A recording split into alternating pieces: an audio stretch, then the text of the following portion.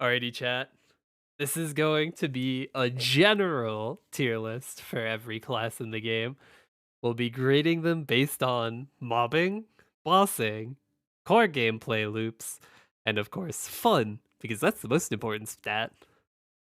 We're pretty much going to be doing these in no particular order. We're also going to be fairly rapid fire, I guess is an okay term for it, with our descriptions, because I'll go more in depth for the more specific tier lists. Like for warriors, I'll do a tier list for just them, bowmen, etc. And then I'll go more in depth for why I rank them where they are on those tier lists.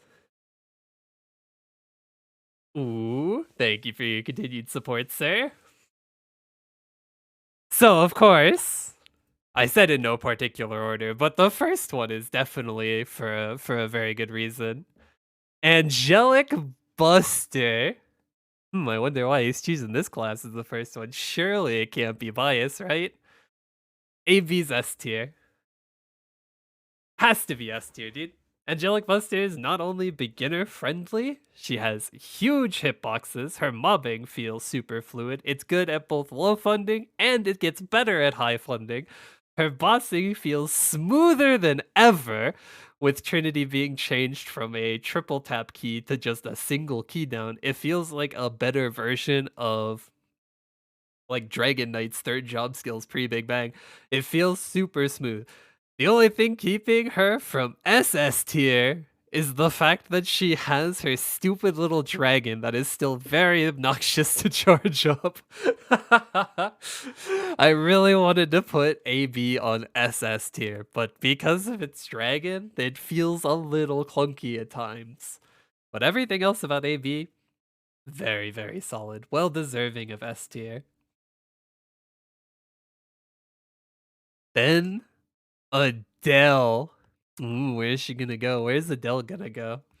Adele, right? The poster child OP class has to be SS tier. Adele might have fallen from grace. She doesn't have as much ubiquity as before. She's not literally just the most played class in the game like she was on her release. She's been toned down quite a bit, but Adele is still very, very much Adele. There is not much that this class cannot do. She is one of the best mobbers in the game. She's beginner friendly, she's low funding friendly, high funding friendly, good burst, good cooldowns, good animations.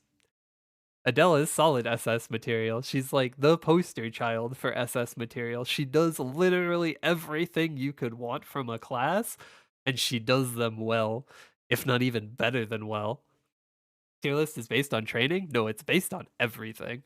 This is a general tier list. We're covering all the checkboxes here. Let's see who we choose next. Let's go for an off the wall one, right? Dark Knight. Dark Knight is A tier. Sorry, Dark Knight fans. This class is pretty gosh darn good. One of the most beginner-friendly warriors in the game. You will pretty much time out of bosses before you die out of bosses. But it's very handicapped in other aspects. Especially for GMS. It is not the strongest of the Explorer warriors. It is very confident with its damage. It has okay cooldowns, but its skills don't have a lot of individual impact. It is a class that is heavily reliant on a cooldown hat for both its damage and for its mobbing.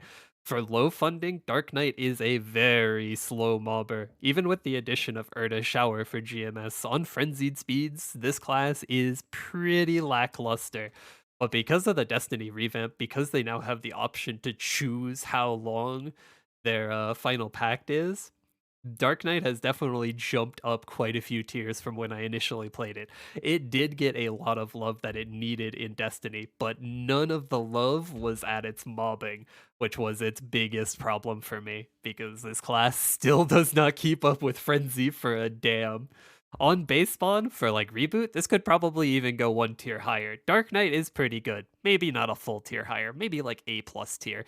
Dark Knight is good. It's very beginner friendly. It has a very, very good aesthetic. It has one of the coolest weapons in the game. But that's just me being biased, right? Spears are neat. I don't know. I want to place Dark Knight higher, and it could very much go higher with its 5th V skill.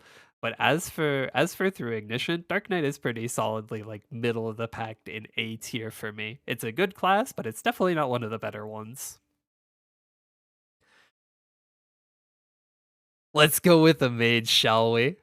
The bishop. Dude, it's SS tier. No fucking doubt. The Destiny revamp made pretty much all of the Explorer mages some of the most overpowered little gremlins this game has ever seen. We're talking pre-Big Bang levels of overpowered here. They are pretty head and shoulders above the pack. If it wasn't for the nerfs that they got to Infinity, all 3 of the Explorer mages would be SS tier. Bishop, though, she's even more overpowered than Adele. Bishop is one of the best classes in the game. Her revamp not only made her one of the most reliable mobbers for the mage branches, it also made her one of the better solo bossers as well. Fire Poison can't even like lord it over her that she's like the best solo bosser anymore, because Bishop is almost better than Fire Poison in a lot of situations. This class literally does it all and then some. Not to mention, she's got real Holy Symbol, dude. You see how much I simp for decent Holy Symbol? She's got the real deal. She has to be SS tier. Let's go for something a little more complex next. Cadena. Cadena's A tier. I want to put Cadena in S tier. I really do. I want to put Cadena in S tier because I think having hard to play classes in the game is something that we want. But Cadena's almost a little too hard for what you get out of it. With how difficult Cadena is to master, this class almost should do more damage than it does. The fact that a lot of simpler classes are almost out damaging Cadena is almost insulting. Especially in the bossing department. Like Cadena and Blaster being the 2 hands check bossers in the game really should put them at the top of the damage charts for pretty much every situation. Low funding, high funding, low skill bossing, high skill bossing. They should be higher for how much they require from you. As well, Cadena is one of those classes that uses a ton of keys for mobbing. She's definitely not a class where you can get these super relaxed rotations where you can shut your brain off and just like go with the flow. You do eventually get a flow to her skills, especially for base spawn mobbing more so than frenzy mobbing. You can get a rotation of specific skills in specific parts of the map to get a nice general flow for your mobbing down, but it's still just not quite good enough compared to other classes for how much effort you have to put in. But if you want to go for a skill check class, there really isn't anything better than Cadena. She is by far the hardest class in the game. There is literally no hand holding here. You have to meet Cadena at her playing field if you wanna get anything good out of this class. Just like pressing keys willy-nilly isn't gonna cut it here. You can't just shotgun punch cancel like on Blaster and still do A-okay for the class. You have to meet Cadena halfway, over halfway even. But yeah, Cadena's definitely higher than Dark Knight though. She's probably the top of A tier. I really want her to be S tier. 5th Vs, again, could change all these. But for now, Cadena's pretty solid in A tier. She's actually really beginner friendly too. I want to emphasize this. Maintaining your muscle memory stacks for Cadena, especially for mobbing, is very, very easy. You can get a lot of free damage from muscle memory on this class. Like, you will be one-shotting with Cadena a lot earlier than most of the thieves in the game. So she's super beginner friendly for mobbing. It's just, she is the absolute opposite of beginner friendly everywhere else. She skill issue the character. Exactly. Cadena is the biggest skill check in this game. There's a reason she's the only class I don't have a dojo clear for. She's literally too good for me. Smile. Well, we mentioned Blaster, so it only feels right to bring Blaster up here, right? The other skill check class. Blaster, unfortunately, is not in as good a position as Cadena. Much like Cadena, Blaster is not being rewarded well enough for as much skill as this class requires. Especially now that Grandis areas are a thing, Urda Shower being added alone is not enough for Blaster. This class doesn't have good base damages. It doesn't scale into Grandis areas mobbing like a Dual Blade does for a bad mobber. There is no out for Blaster. It's super, super bad at mobbing at all points in the game. The amount of effort required for Blaster to even get comparable EXP rates to other bad mobbers is absolutely asinine. This class deserves so much more in the mobbing department for how much skill there is in its bossing. For its bossing, if we were grading this solely on its bossing or on its cool factor, Blaster would be SS tier, up there with Cadena. This class, much like Cadena, is one of the coolest classes when it comes to bossing. The skill expression on display for this class is insane. Blaster is a joy to watch. It is just like, it has such a good flow to it. Unlike Cadena, there is more of a flowcharty nature to Blaster. Blaster is kind of just rote memorization for the most part for its bossing. You have the same skills almost always in the same order, you just need to know the timings for when to weave other skills in. It's kind of like a balancing act, whereas Cadena is just constant adaptation on the fly. Because your skills are always being reset on cooldowns and whatnot, you pretty much have to always be adapting. Blaster is much more about consistency and just staying on top of the boss to deal as much damage as possible. I wish it was ranked higher because this class absolutely deserves so much more. Like, Blaster being hard to play, much like Cadena, is not a deficit to the class. This game needs hard to play classes. And these two are very good examples for why. The mains of these classes absolutely adore them, and they wouldn't change anything about them for the most part. And I don't really want anything to change either. Like, core gameplay wise, these classes are almost perfect. Like, you could have some more leverage for chaining skills together for Cadena, you could have some more leverage for chaining skills together for Blaster to make it a little bit more beginner friendly, but realistically, they don't need changes in the gameplay department, they just need buffs. Honestly, Blaster, it would be around B tier, but I think it needs to be down here and good with minor buffs. Blaster would probably be A or S tier if its mobbing were up to snuff. Just the amount of effort this class requires for what you get out of it isn't worth it. Next on the list, let's go for another spicy one.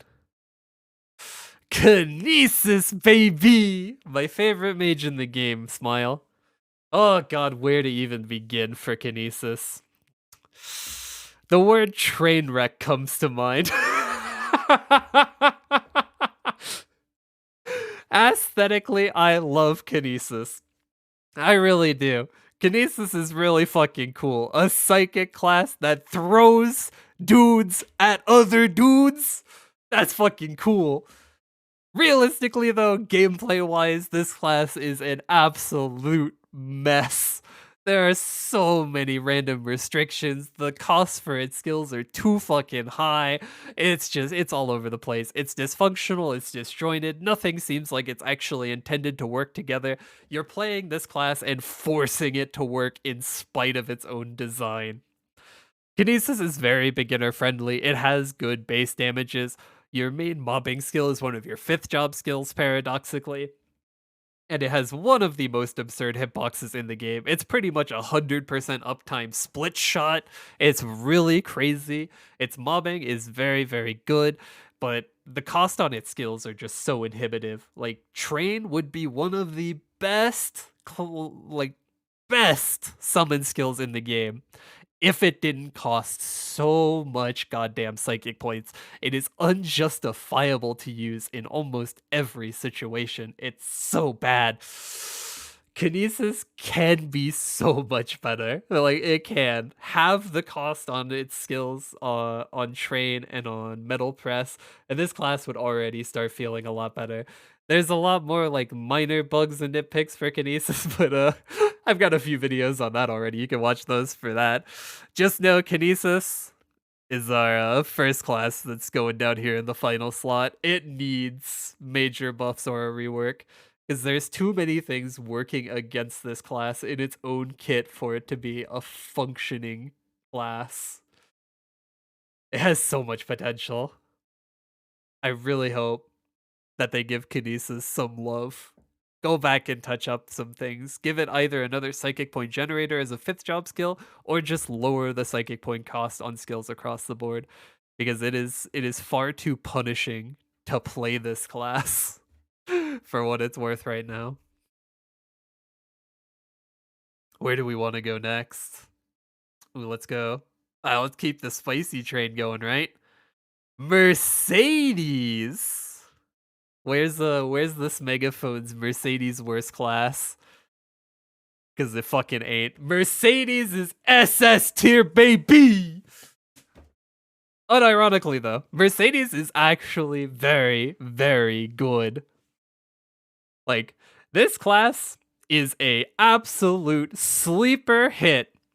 The fact that people haven't picked up on how good Mercedes is as a bossing mule is beyond me. Mercedes is so unbelievably strong right now. Her burst is fucking next level. Her animation's beautiful. The fact that she doesn't have a height requirement anymore. You don't know how happy I was when they removed the height requirement. You still need to be airborne, but that's easy. Not having a minimum height requirement to Leaf Tornado opens up Mercedes to so many other options for training. This class went from being D tier in mobbing to being fucking S tier compared to a lot of other classes. The addition of Erda Shower along with the removal of the height requirement for Leaf Tornado has pushed Mercedes pretty much in all respects up to SS tier. Dude, they did Mercedes justice finally. You'll love to see it. She's very beginner friendly. Her combos are not that complex. Her most complex combo is her coptering combo, and really, it's not that complex compared to what you need to do for something like a blaster, for something like a Cadena. Mercedes is like fucking putting the square peg in the square hole. I'm not kidding you. This class is very simple to get down. It's a lot more complex to look at than it is to actually play. Less than a day on this character, and you'll know what you're doing. Give Mercedes a shot, if for nothing else than a bossing mule, because she's very, very underrated as a bossing mule right now. Let's go for a non-KMS class, shall we? Beast Tamer! Yeah, it's no joke. Beast Tamer's fucking trash. Oh, I hate to do it to her, because Beast Tamer is a really cool class. As a concept, it's really cute. I love Beast Tamer. She has a special place in my heart. This class could be super, super fun, but like any chance or any time she gets even remotely close to being good, the universe just turns against her and does everything it possibly can to drag her back down 6 feet under. Beast Tamer is pretty much the worst class in the game right now. Like, actually, unironically, Beast Tamer is the worst class in the game right now. Her damage output is fucking pathetic. Her supporting capabilities are fucking pathetic. Her cooldowns are bad. Her mobbing, good. That's about all she's got going for her. Beast Tamer's mobbing is very, very good. With the buffs and revamps that they gave to Hawk mode, Hawk is now the main mobbing skill. They got rid of the leopard bugs, so you can't wave dash anymore to mob on like spawn boosters with leopard. So leopard is more so used for like really large maps in Grandis, so you can get around quick and actually use its mobility. It's still jank as fuck because it's a non-KMS class. They don't fix any of the bugs Beast Tamer has unless they're actually breaking the game. But she has options now. On Frenzied Spawn, you still have Trumpet farming, which is very, very lazy, while also being very, very good. You have Hawk farming, which is very beginner friendly. It's got a nice cycle to its cooldowns. It flows really well. It can clear more medium-sized maps. And then you have Leopard for really large maps. Mobbing is about the only thing Beast Tamer does well. For bossing, it's bad. It's a weak buff mule. It doesn't do enough damage to warrant how much funding you need to actually make this thing work in bosses, especially solo bosses. So if there was an F tier, Beast Tamer would be F tier. But since we have these two down here, Beast Tamer is down in the major Buster rework needed category. She needs so much, dude. Like, just bug fixes alone, you could write a whole essay on what you need to fix for Beast Tamer, and that's even before the buffs. She's bad. Let's go for my class now, shall we? Totally not biased here. Nightwalker, right? Where's Nightwalker gonna go? Nightwalker is a pretty poggers class. Nightwalker is S tier. With the ignition revamps, the core problem I had with Nightwalker is pretty much gone. Sticky keys not being a requirement anymore opens this class up to so many more players. It is beyond enjoyable to boss with Nightwalker now. The fact that I don't have to toggle on sticky keys or buy another keyboard to play this fucking class is a blessing, to say the least. Its mobbing still isn't for everyone. Unlike Nightlord, Nightwalker's mobbing is a lot more inconsistent. Your bats do bounce quite a bit. They have quite a large lead over Nightlord marks as far as damage goes, but they're a lot more inconsistent. If they don't have targets to bounce towards, you're gonna lose out on quite a bit. So for base spawn, Nightwalker's not in the greatest spot. They're an okay mobber, but they're definitely no Nightlord when it comes to consistency and ease of access. But they do have avenues against that. Omen being a much longer summon now, and it's much more easy to keep up, as well as having Greater Servant be almost like 80% uptime now. The mobbing is fairly manageable. If you can get through the mobbing, all you do is get the great bossing. Nightwalker is fantastic. It pretty much has everything that Nightlord would want. It's got an iframe. Not to mention having the addition of a 0 cooldown backstep, and as well as having the toggle for the flash jump for even more movement canceling and like control of your character for bossing. There's a definite skill ceiling that is very high for Nightwalker as opposed to Nightlord. It has a very beautiful aesthetic, totally not biased. And it's really fun to play. The mobbing is probably going to be the biggest catching point for people. It's definitely not for everyone. The mobbing is almost B tier. Slight bias. But yeah, I think Nightwalker is pretty good. It's in a very good spot damage-wise. It's in a very good spot for like low funding, mid funding, and of course for high funding. Where to go next? Dude, let's do it. Let's do KMS's favorite class. Phantom. Phantom? Where's Phantom gonna go? Sorry, it's a B tier. Almost had you there, right? It could have been A tier. No, Phantom is how do we say, unloved. For some reason, and I can't quite place my finger on it. KMS doesn't really like Phantom. This class is pretty much in every first boss clear. Phantom has probably the most dedicated mains of any of the classes that'll be on this list. The people who love Phantom really love Phantom. And this class isn't really a slouch either. It's very funding dependent. The high-end Phantoms are absolutely cracked.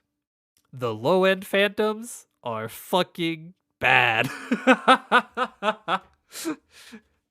It is so dependent on your stolen skills if you don't have a lot of funding that you really don't have much variety in the ways of playing Phantom. At the high end of funding, Phantom is a very flexible class. You can do just about anything. You can be support, you can be main damage, you can be an insane mobber. And then at the low funding ranges, you're just a cannon master with a fancy deck of cards. It sucks. The disparity between high funding and low funding for Phantom really drags it down for me because it affects every aspect of Phantom's gameplay loop, and it's so sad. This class has a fantastic aesthetic, and it's really sad that it has pretty much no identity outside of its stealing other explorers' skills.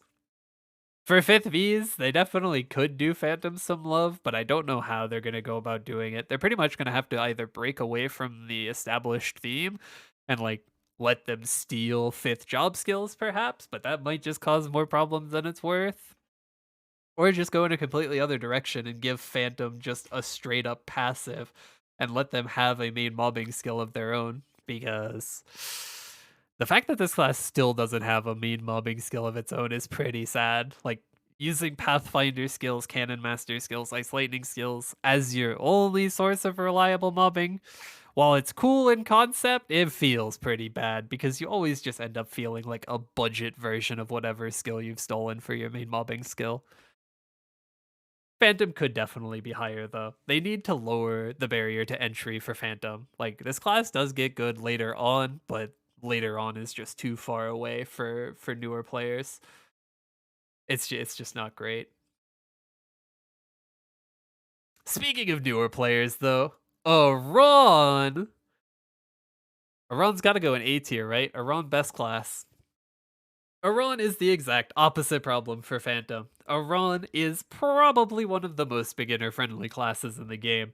Fantastic base damage, fantastic mobility, good burst, good bossing, good mobbing. It got a huge quality of life change here in Ignition, where you can now use Beyonder without having to combo into it with your final blow fourth job skill, which means you can have your big mobbing skill hitbox without having to use your tiny mobbing skill hitbox. They also got the huge quality of life change in their bossing department, where you can hold your adrenaline rush until you actually need it. Oh my god, what a unique concept, saving your burst for when you actually want to burst. Honestly, I've talked myself into it. Aran S tier. Dude, this class got so much love in Ignition, there's no reason it shouldn't be any lower. Aran is in a fantastic spot right now. Aran is very good. It also has one of the slickest mobility kits there is. Between its ability to use arrow swing to stay airborne, between its dashes, its jump, its judgment to like snap yourself onto platforms that are slightly out of reach. There's so much skill expression in an Aran's mobility. Combo swing as well being a skill you can move and use. This class is a beautiful thing to behold when it's bossing. It's almost up there with Cadena and Blaster for me, for like classes that are just absolutely fun to watch or to play in bossing situations. She's in a fantastic spot. She's very beginner friendly too. Like, you do not have to be very good to start playing Aran. You can start with fucking potato hands McGee, just smack keys around, and you'll still get good results out of Aran. And as those potatoes turn into fingers, you can start getting more complex, more strategic with what you're doing, and it just gets better and better from there, dude. Aran is in a fantastic spot. Definitely has a far lower player base than it deserves. Where to next? Dude, let's do it. The GMS class. Jett herself. The North American class. Jett's S tier. Unironically, Jett has the best feeling hurricane skill in the game. Also deals good, consistent damage for a Hurricane class now that it has its hyper skill for its burst rotation. It also has the Swag Scooter, which instantly goes up one full tier because what other class has a skill as cool as the Swag Scooter? Who doesn't want 10 Breath of Divinities? It's definitely not a perfect class by any means. The fact that the Swag Scooter's alternate fire is absolutely fucking worthless is kinda bad. The fact that part of your damage is from bug abusing with like spam casting your skills to get more procs of it in, cough cough, I know what you're doing, Jett players, is kinda bad. But as a whole concept, Jett's in a good spot. As far as non-KMS classes go, Jett is probably the best one of the bunch right now, besides, like, Hayato. It does have its own problems. For mobbing, I wish that turret deployment, or Little Alexander as he's so fondly known around here, I wish Little Alexander was a full minute summon, because at 30 seconds, it is very tedious to maintain this little dude. But on top of that, on top of the buffs that Planet Buster got since I've trained my Jett to 250, on top of Erda Shower being added, Jett is in a fantastic spot as far as mobbing goes. It's very beginner friendly because Planet Buster has an absolutely insane base damage, and it's a Dex pirate. notoriously the cheapest stat and gear typing of all time. So it's even easier to get into for newer players. And it's a space cowboy, dude. Who doesn't like space cowboys? Jett's in a very good spot. It definitely could be better. It definitely has some bugs that could definitely be fixed, but very, very high likelihood 5th V for Jett is probably going to be very strong. I don't see anything being bad about it. Worst thing that could happen is it's buggy. It's got a brave future ahead of it until KMS finds out that it's good. Then it's going to get kneecapped like Beast Tamer. Peepo hands. Let's go with a popular class next. Dual Blade. Now, you guys might know, Dual Blade's not my favorite class. Not by any stretch of the imagination. But that doesn't mean Dual Blade's not a good class. Dual Blade is absolutely an A tier class right now. It is heavily reliant on a cooldown hat, both for bossing and for mobbing, but it is still one of the funnest classes in the game to boss with. It feels so slick, has a lot of iframes, has a lot of low cooldown burst. You're always getting good chip damage in with this class, and its full burst isn't too shabby as well. With the addition of Grandis, Dual Blade also got a new spring in its step as far as mobbing goes, not to mention Erna Shower, which pretty much dragged this thing up from the depths. Dual Blade is probably one of the earliest thieves that can enter the Grandis regions as far as funding goes. With Blades of Destiny and Blade Tornado having the insane base damages that they do, Dual Blade is allowed to go into Grandis areas and start farming there far, far earlier than most of the other thieves. It has that going for it. Once the other thieves catch up, however, in funding and they can start training there as well, Dual Blade is still one of the worst mobbers. It's not as bad now since we're on the base spawn meta for reboot. So Dual Blade isn't too shabby since it's a lot easier to keep up with base spawn, spamming your big AoEs with Artist Shower, but as far as reg servers go, with Frenzied Spawn, Dual Blade still leaves a lot to be desired in the mobbing department. You're pretty much dependent on how good your cooldown hat is for the rates you can get out of this class, and that does feel kind of bad. But as far as bossing goes, my opinion still stands from way back when. This class is an absolute treat to boss with. You have so many options in any situation with this class. You've got mobility, you've got damage, you've got long range poke, you got fucking short range burst, you've got everything you could possibly want in a bossing situation from this class. And it looks cool. Who doesn't want to use 2 daggers? 2 is always better than 1. Speaking of 1, though, paradoxically, Shadower, what's this? 1 dagger is better than 2? Am I a liar? Nah, I'm just deceiving you. 1 dagger is obviously way cooler than 2 when you add a shield. Shadower is fantastic. Like, actually, though, this class is very, very good at all aspects of the game. As far as farmers go, especially in the base spawn meta, Shadower is pretty much the best Meso farmer there is because they have a Meso passive that literally no one else does.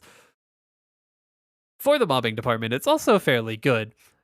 As compared to like Nightlord Marks and Nightwalker's bats, your pickpocketed coins are almost more consistent while also being lower damage than either of the 2 skills. Because you get so many of them and you throw them out so often, you can hit mobs with multiple instances of their damage, which both Nightlord and Nightwalker can't do. So contrary to what you would think with them doing low damage, you actually end up killing monsters faster in some situations because of it. And it has really, really good flow to its mobbing. It has big AoE farming skills on low cooldowns. It has very good flow for both Frenzied Spawn and for base spawn. Mobbing for this class is something that comes easily. And it's got good base damages. Like, you're not going to struggle here in the mobbing department. Shadower is fantastic. And then for bossing, it's great. It has good consistent damage. It has fantastic burst.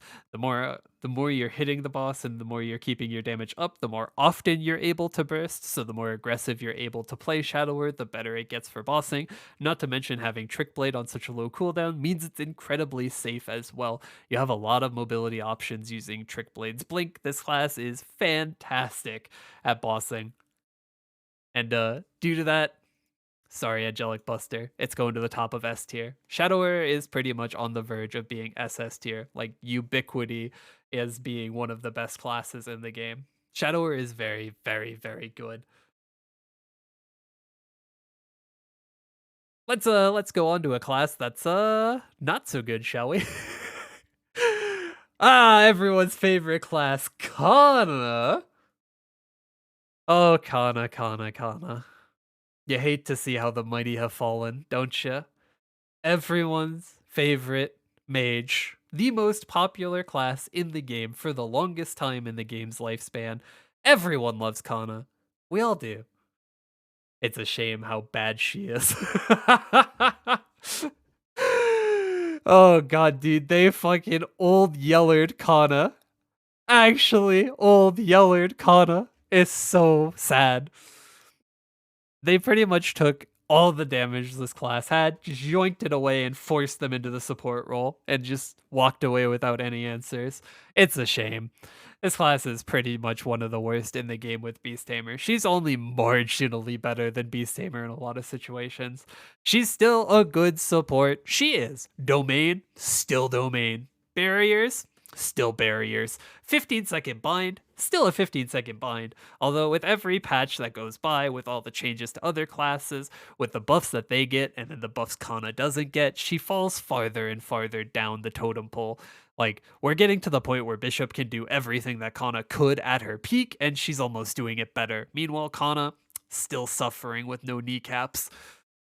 You hate to see it. As far as mobbing goes, Kanna is still Kanna. She is one of the best mobbers in the game. Unironically, one of the best mobbers in the game. She is one of very, very few classes that can push Frenzy to its absolute limits for what a mobber can do. Kanna is still very, very good at mobbing, but there's just no reason anymore. She's pigeonholed as being only a support. There's no reason to put a bunch of funding into the class unless you just really, really like Kanna. But expect to be disappointed. Kanna's not going to be outperforming any of the other mages on this list, unfortunately. She just doesn't have it in her after her nerfs. Kanna's pretty much just a mobber now. So she goes down here. Second to last. She needs major buffs or just a straight up rework. Like, if they want her to be a support, make her a better support. Make her a more consistent support. But please, God, make her be able to do things solo. The amount of damage she lost in her nerfs is absolutely disgusting. The word overkill doesn't emphasize enough what they did to Kanna as far as a solo bosser goes. She went from being pretty much one of the best classes in the game to being dog shit tier with Beast Tamer in one patch. And that doesn't happen often.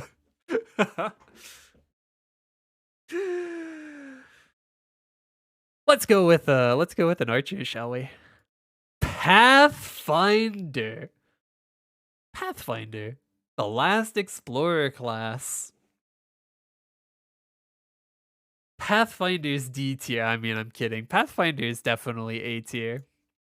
Definitely A tier.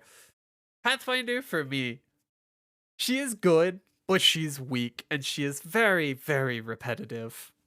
She has okay damage at all points of the game. She's beginner friendly enough. She's late game friendly enough. She does enough burst, and she mobs well enough. But that's all she does. She doesn't excel at really anything except watching Netflix on a second computer. And if that's the only category you're double S tier in, you're really not going to make it much farther than A, I'm sorry to say. Pathfinder is probably one of the laziest classes in the game to mob with, especially with the addition of Urda Shower. If you thought looking left, Burst Deluge, looking right, Burst Deluge, got a bit dry before, let me tell you, we're spicing it up in Ignition. You now do that, and you place an Urta shower every 60 seconds. Fucking thrilling shit. Pathfinder's, nah, it ain't it, Chief. The class is very fun to play for bossing. For mobbing, it is absolutely atrociously boring. Unless you have something else to entertain yourself, I don't know how psychotic you have to be to pay attention to this class when it's mobbing, because there's really no neuron activation here. It is it is it is so boring. It's so boring. It does get better on base spawn. I see all caps there, Idle. It does get better on base spawn. You have a bit more freedom to move around, to use assault more often, to actually flash jump around instead of just look left, look right. But it doesn't get that much better. It's still, at the end of the day, a one button warrior. It's just burst deluge macro all day, every day. It doesn't have enough spice to it to be super enjoyable. But it does have a really good aesthetic. If you like the dark blues, the dark purples, some blacks, it's pretty much the most dark blue, dark purple class outside of Nightwalker. And it's very beginner friendly. It's super straightforward. It has a nice gameplay loop. It's very easy to get into. As a first class for a new player, Pathfinder is probably one of the easier ones to recommend up there with like with Dark Knight.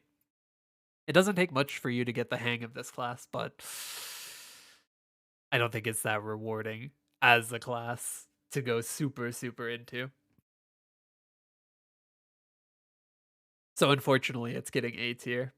Has the potential with a 5th V to go up to maybe S tier, but it has to do enough to its mobbing to actually warrant moving around more often, using more than just Burst and Deluge. And unfortunately, I think Pathfinder is just too simple for that. Burst and Deluge are pretty much the identity of this class, and I don't see that changing even with a 5th V.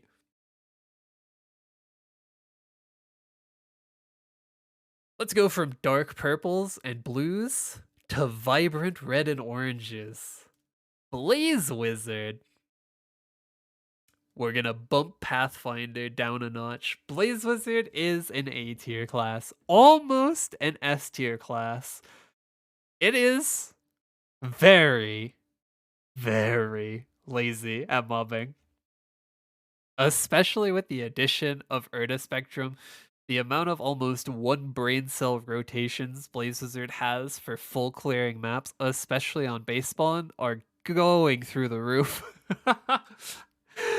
Not to mention, it's also fairly solid to play as a bosser. It has good party buffs, it has good consistent damage output, its burst is actually fairly good post ignition as well. It doesn't feel terribly clunky anymore. The fact that this class has like a super bad reputation for being ping dependent is definitely something that has to go. Blaze Wizard is very solid, no matter your ping now. Like, even when I was playing it pre-revamp, it wasn't noticeably bad with high ping. And for the record, I play with in between 300 and 450 ping while I'm streaming, and not once did I feel like the ping was an issue for Blaze Wizard. The only thing that felt bad was using its portal, and that has gotten better with the revamp. It feels smoother, even if it's still a bit clunky at times. Blaze Wizard is in a very good spot. It's very middle-ish of the road, but it has the potential to get even better. 5th Vs are pretty much the clincher for Blaze Wizard if it stays in A tier or if it passes up Cadena and goes into S tier. Blaze Wizard is in a lot better of a spot than it was pre-ignition, but I don't think it'll ever be the most popular class.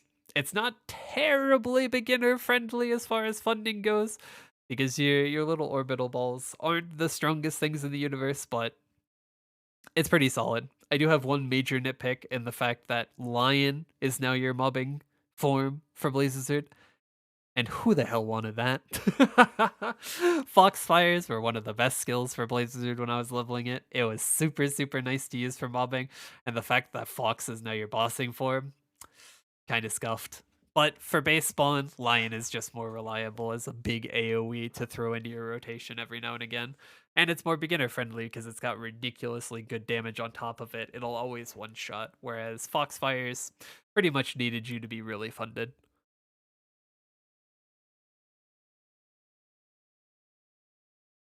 All right, let's go with the Nova class, shall we? Kaiser. the Kaiser, Dragon Boy extraordinaire. I'm unfortunately gonna have to put Kaiser in B tier. As much as I love Kaiser, I don't think it's in a very good spot right now. I'll put it ahead of Phantom. I don't want to disrespect Kaiser that much. As much as I adore this class, both for its aesthetics and for its mobbing, it feels really, really good. But it just doesn't hit the right notes for bossing. It doesn't have reliable, good burst. The burst it does have, the exact opposite of reliable. I don't know, dude. This class definitely needs a 5th V that's more focused for bossing because in the mobbing department, Kaiser is set. The only things I want to see for Kaiser's mobbing are changes to Stone Dragon and to Flame Breath or whatever the fire breathing dragon skill is called. If those did more damage and were more reliable as actual mobbing skills, especially now that Grandis is the end game, they just don't do enough damage currently. They're pretty much useless. Inferno Breath, thank you, Nova. They need to do more damage. Even for Arcane River farming, for me, I needed to stack them both with a Lucid skill for them to be reliable. And that sucks because if they were reliable summons, think something like a Dark Flare for Night Lord. If they were reliable like Dark Flare, Kaiser's mobbing could be one of the best in the Warrior branch. Its main mobbing skill is great. Its V skills are absolutely fantastic for mobbing, every last one of them. Even your burst skills for bossing are good at mobbing. Kaiser does mobbing very, very well. It's just the bossing has fallen behind on this class. Not to mention its unique mechanic, heavy quotation mark, mechanic is fucking worthless. I'd almost say, actually, yeah, I will say, Kaiser goes down in good with minor buffs. Get rid of its unique mechanic and just straight up buff the class. That's really all Kaiser needs. Give him a burst skill for 5th V, buff Inferno Breath, buff Stone Dragon, and Kaiser would probably be S tier.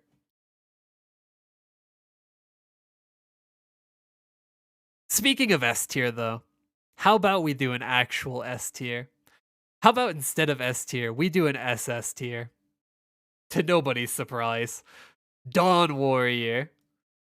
I really want to put it ahead of Bishop, but I don't think it's quite there yet. Dawn Warrior, to nobody's surprise, is fucking jacked, dude. Like, Dawn Warrior's out here benching 500. Giga Chad class confirmed. One button warrior. Dawn Warrior, even before the revamp, Dawn Warrior was S tier in my eyes. The only problems it had was its stupid jumping for its bossing skills. Dawn Warrior has one of the best kits in the game for mobbing. Its base damage is redonkulous. Its hitboxes, redonkulous. Its looting rotations, redonkulous. Everything about Dawn Warrior is good. This class has literally no flaws. As far as a warrior goes, you cannot go wrong picking Dawn Warrior right now, and it doesn't have any nerfs that'll make a meaningful impact on the horizon. This class is it's fantastic. Its only flaw is that it isn't fun. It does have a little bit of Pathfinder syndrome. It is a one button warrior. With the revamp, everything is one button now. Your burst skills, one button. Your bossing, one button. Your mobbing, one button. But it's everything in addition to the one button that put it so much higher than Pathfinder. The rest of Dawn Warrior's kit just works together better for a more engaging class. It has more engaging rotations for mobbing, it has more to do for bossing, it's more mobile. Well, I won't say that. Pathfinder is definitely more mobile, but it is so head and shoulders above pretty much everyone else, while also being the most beginner friendly class in the game right now. Dawn Warrior has one fucking trio, dude. This is like the easiest beginner class in the game. And it's good at late game as well. Dawn Warrior not only starts off strong, it scales into something that's strong. You cannot go wrong picking Dawn Warrior right now. It's so freaking good. It's pretty much making Adele's release. It's given her a run for its money. for how good the class is at everything it does. Now, how about a class that isn't very good at everything it does? Demon Avenger! Everyone's favorite HP class. Oh wait, it's the only HP class. Demon Avenger. It's it's so close. So close. They've done great strides in making Demon Avenger quite a bit better than it used to be. We're far past the days where KMS was never going to buff Demon Avenger because it still had the stigma of being the hacker class. Dawn War or Demon Avenger is quite a bit better than it used to be, but it still just isn't there. One really minor fix that would go a huge way in making Demon Avenger feel and play so much better is if they added a toggle to your shields. Take the Angelic Buster route, add a toggle for Demon Avenger's shields so that you do not have to break your own skill rotations to get these things out. If they had any automatic casting to them, this class would feel so much better. Its mobbing would be smoother, its bossing would be significantly smoother, and it would just feel more consistent overall. It's a no-brainer change that should be added to Demon Avenger. But on top of that, it does still need other minor buffs. The fact that we're in a bossing meta where everything deals percent HP damage, you know, having to play a class that's super rewarding on low HP is like playing with fire as gasoline. It doesn't mix very well. Revenant went a long way to fixing this class's problems. Like back when I played Revenant, I said in the video, I have no idea what they're going for with Demon Avenger, but that was before they added Revenant. Revenant is almost everything that Demon Avenger needs, but it's not up often enough for it to cover all of its problems. If they made a change to Demon Avenger where you don't have to be low HP to get the damage out, this class would immediately jump immediately to like the top of A tier. The fact that you still have to play around low HP sucks, especially when everything in the game is stacked against you. When everything does percent max HP damage and you're a class that needs to play on low percentages of HP, you pretty much turn the game into just a series of one-shots. Unless you have your Genesis iframe, unless you have Revenant up, you are playing on a razor's edge for very little gain. Saying the wrong name every time. Demon Avenger is very close to greatness. Like 5th Vs could save this class, but it does need quality of life on top of 5th Vs. It really does. At the very least, add a toggle for Nether Shields for fuck's sakes. It's been on AB for 7+ years now. Why doesn't Demon Avenger have something similar? Then let's do the old popular class, shall we? Night Lord. Where's it gonna go? Uh-oh. It's creeping in here. Oh no. It's creeping in. Night Lord is pretty much near the top of S tier. This class, along with Shadower in the Destiny revamps, won huge. Night Lord is still the bursty class. Like, they have doubled, they have tripled down on Night Lord burst. Spread throw, blast throwing, Dark Lord's Omen, everything, and the kitchen sink describes Night Lord's damage output. They are super insane on burst, and they're getting buffs coming up for their off burst as well. This class only has one Achilles heel. It doesn't have an iframe. Until you have a Genesis weapon, you are pretty much at the mercy of dodging literally every life-threatening thing that comes your way. Night Lord is the definition of a burst class. There is very little in this game that will come close to the damage output Night Lord has with its full burst. It is the bind burst meta class. And Destiny made great strides in making it more beginner friendly as well. the catching point for Nightlord in the past before its revamp was the fact that your marks were super weak. That is no longer an issue. The additional marks that they added onto Showdown by default are so impactful with the addition of Shower as well, that Nightlord is almost to the point where it is a beginner-friendly mobber for all funding points in the game. You don't need your marks to be one or two shotting anymore for this class to be absolutely giga jacked at mobbing. It is super reliable, it is very consistent, and it is probably one of the simplest bossers in the game.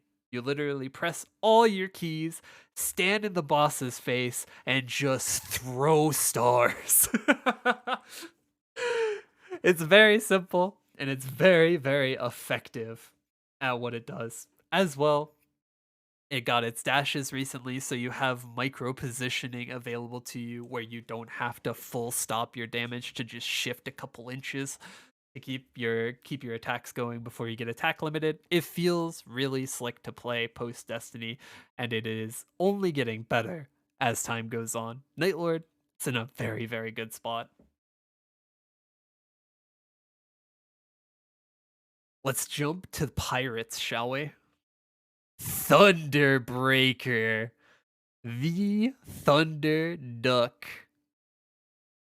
Now, everyone knows my opinion of Thunderbreaker. At least pre-ignition, right? The worst class ever to be designed. The worst! Everything is spamming. Everything. Mobbing, bossing, all of it. It's spamming. It's trash. It's garbage. I hated it. Ignition did help it a little bit, but not enough. There is still far too much spamming required for Thunderbreaker for what you get out of this class. Just on a hand health issue alone, I cannot recommend Thunderbreaker. There are other classes that do what Thunderbreaker does that do not pose a physical risk to you and your wrists. As someone who has RSIs in both of their wrists, Thunderbreaker is not worth it. It is better post-ignition.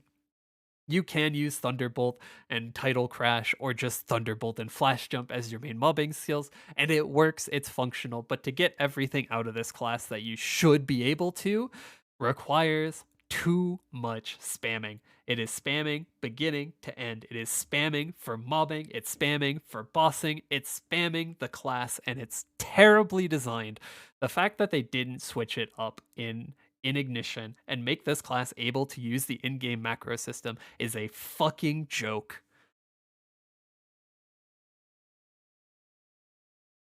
Let's go to a more positive class, shall we?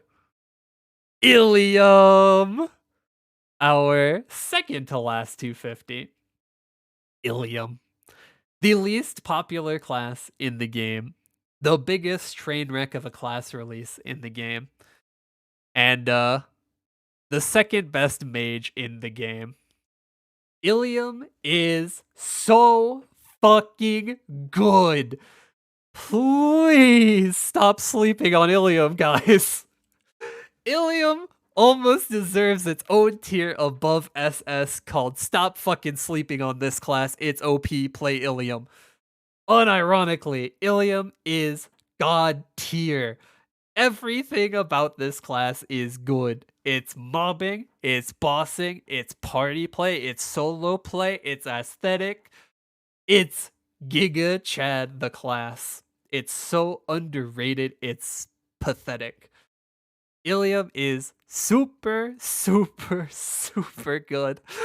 I'm horribly biased, I bet you can tell, but I love Illium, and this class deserves more love. It is a far cry from its release, and I will say it every time I bring Illium up.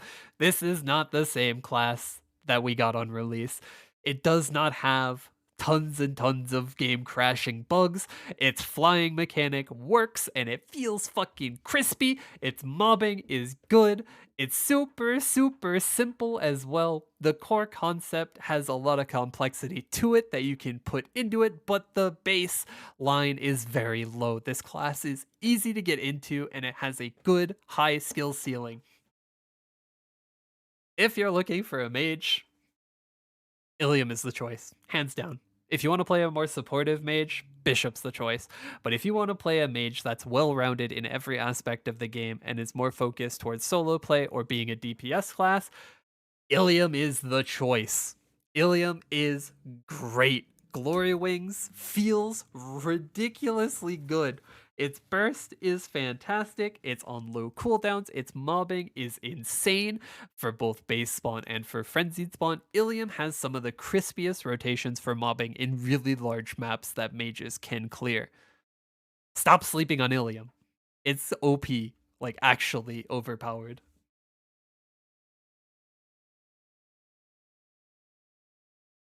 Let's wrestle some jimmies. Staying on the concept of actually overpowered. Demon Slayer. This is definitely a GMS overpowered. Attack speed 0, dude. Where to start, where to start. Demon Slayer is actually a balanced class. In Korea. Over here, in Yeehaw Land, there is nothing balanced about Demon Slayer. This class, aside from Hero, gains the most from attack speed 0, and it is ridiculous because of it. The fact that on attack speed 2, Demon Avenger is middle or lower middle of the pack more often than not means that the future for Demon Slayer is nothing but W's. Unless we lose attack speed 0, Demon Slayer is almost assuredly never getting nerfed. This class will only get better with time, and it is already one of the best classes in the game for GMS. It's redonkulous how lucky Demon Slayer is. Literally pulled a hand of aces.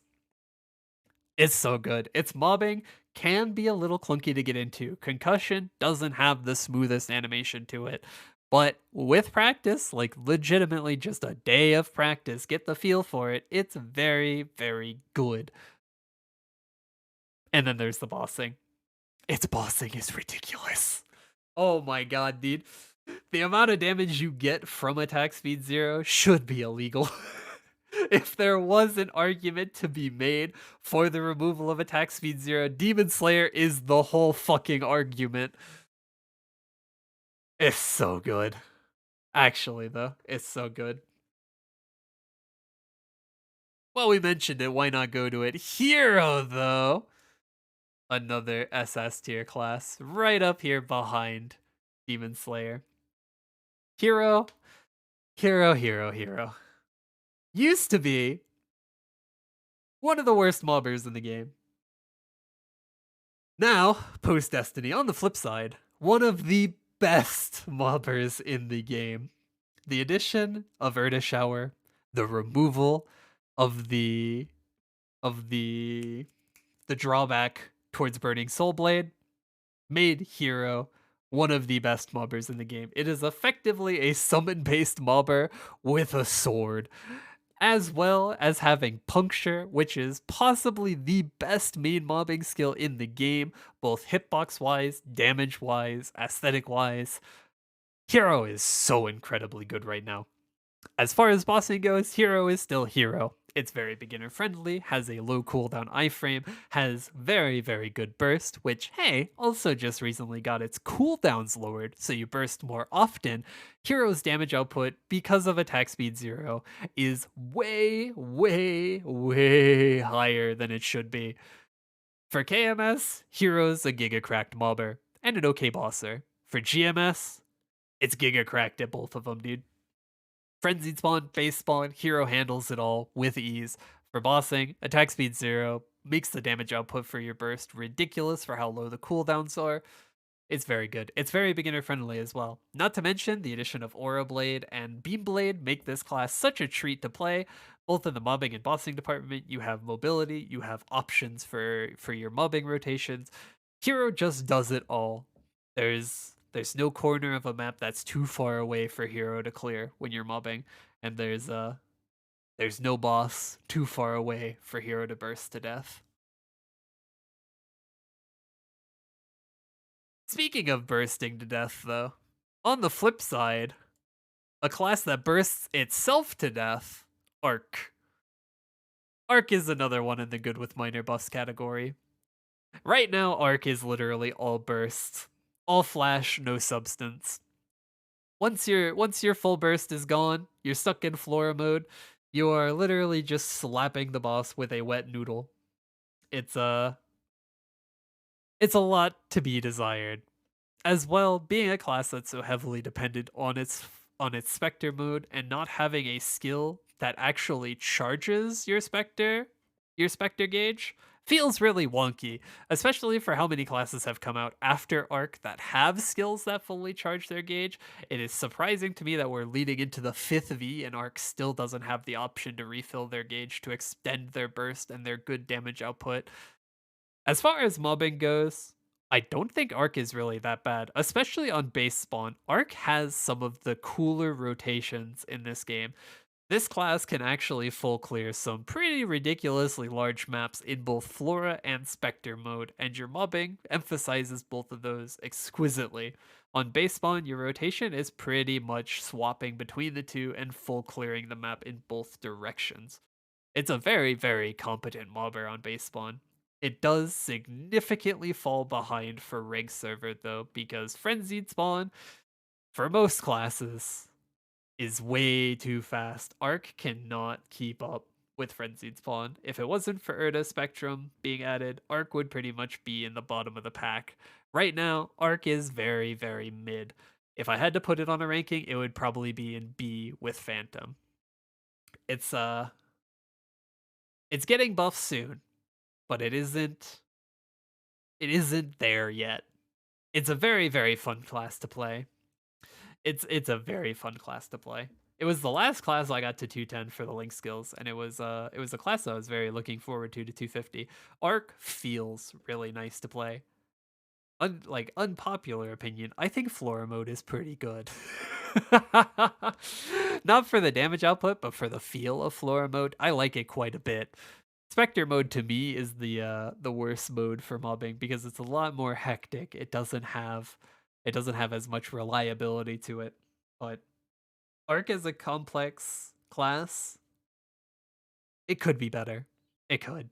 It does need more damage off burst because right now, once your burst is done, it's living Night Lord syndrome, and Night Lord isn't gonna have Night Lord syndrome soon. So why does Arc really? Then let's go to my favorite class, my Meso farmer, Zero. It's really hard to place Zero objectively. Zero is getting a pretty significant buff with the Savior update, where they're getting a new burst skill, which is really handy. But even with their burst skill, I don't think Zero's in a super super stellar spot. They are a class that brings a lot to the table for party play. They bring so much that it's a detriment to them. For KMS, Zero is to KMS what Kanna was to GMS. They have the longest binds in the game. And for party play, long binds means more burst, which means more damage per burst cycle, which is really, really good. Zero is almost more of a support than it is a main damage dealer, to its detriment because its damage isn't really that insane. The class is very fun to play though for bossing. When you're actually using most of your tag skills, Zero is very, very fun. For GMS though, since this is a GMS rankings, Zero isn't great. Zero's mobbing is quite literally boiled down to just tornado spam on spawn boosters. It does have more versatility on base spawn, but tornado spam is so boring, dude. It's not good, and you don't really get too much out of it for bossing either. It's weird. It does have quite a bit of survivability. You have multiple iframes. One of your burst skills is a full iframe for the duration. You have good party support, but there are other classes on this list that just do everything that Zero does, but better. So it's gotta be B tier, on the lower end of B tier. Then we get down to some classes who've gotten shafted. Battle Mage. To nobody's surprise, after the incessant nerfs that Battle Mage has gotten, it has fallen quite a bit in its rise to glory, it would seem. Battle Mage is a little bit better on GMS because of attack speed 0 than it is on KMS, but on KMS, it was one of the most overpowered buffing supports there were. For party play, Battle Mage brings a lot to the table. Like, Battle Mage is effectively another bishop for bossing parties for KMS, which is why it's gotten repeatedly nerfed, which is quite a shame, because this class is a lot of fun. Unfortunately, the resistance classes got slighted because of the backlash that the Ignition revamps got with Dawn Warriors changes, which is fucking hilarious where Dawn Warrior is placed right now. The resistance revamps pretty much all got scrapped. So we'll never know what Battle Mage could have been or what any of the other resistance classes could have been. So what we're stuck with is very, very old kits that are being bandaged together with like fucking bubblegum and hope. And it's not working, dude. Battle Mage is very fun to mob with though. So I hate putting it this low because I really like Battle Mage's mobbing. I really like its mobbing. It feels really nice. It's also super beginner friendly. With the addition of like a double teleport out of your up jump now, Battle Mage has some sick mobility. It feels really good. It has one of the best teleports in the game. But mobbing alone does not carry a class. If mobbing alone was how we were rating this tier list, it would look a whole hell of a lot different. But as a complete package, Battle Mage is just not in a good spot, and since it doesn't have a revamp coming up, because the revamps got scrapped for the resistance classes, I don't really see how they're gonna undo what they've nerfed out of Battle Mage without changing how it plays dramatically. And since there's not a revamp, I don't see them doing that. It's a shame. Battle Mage should be a lot higher than this.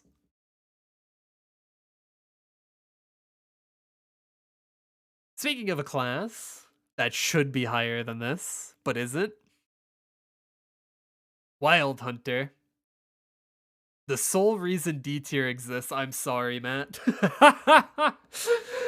The sole reason that D tier even exists, I don't even know where to begin, dude.